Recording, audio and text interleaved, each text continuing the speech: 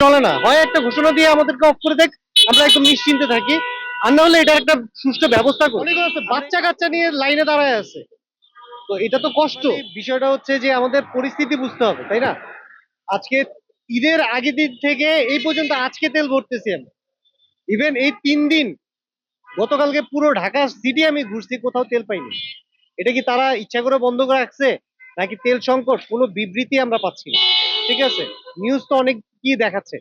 এখন একটা ব্যাপার হচ্ছে কি, আমাদের তো লাইসেন্স আছে ভাই, আমরা ট্যাক্স টোকেন দিচ্ছি। রাস্তায় এমনও গাড়ি আছে যেগুলোতে কোনো ট্যাক্স টোকেন নেই। আপনি চিন্তা করেন, অটো রিক্সায় যেখানে 4,000 কোটি টাকার উপরে বিদ্যুৎ অপচয় হইতেছে অবৈধভাবে, অথচ লিগেলি আমরা কোনো কিছু পাচ্ছি না। তো আমাদের দিকটা কে দেখবে, এবং আমরা কাকে বলবো? আর সবকিছু হচ্ছে গিয়ে বাইকারদের পিছনে। ঠিক আছে, আজকে প্রায় 1.5 ঘন্টার উপরে হয়ে গেছে এই লাইনে বসে আছে, তেল পাচ্ছি না।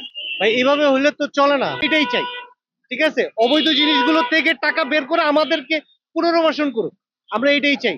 সরকারের কাছে আবেদন একটাই, যে আমরা একটা সুষ্ঠু একটা সমাধান চাই। যদি না হয় তাহলে ঘোষণা দিয়ে আমাদেরকে বলে দেখ, আমরা কেউ এইভাবে লাইন ধরে থাকবো না। আমি দেখছি, তাই না? এই কষ্টগুলো তো আমাদেরকে বুঝতে হবে। গভর্নমেন্টেরও উচিত, হ্যাঁ দাম বাড়ে নাই এটা ঠিক আছে, কিন্তু উচিত এটার একটা সুষ্ঠু ব্যবস্থা করা।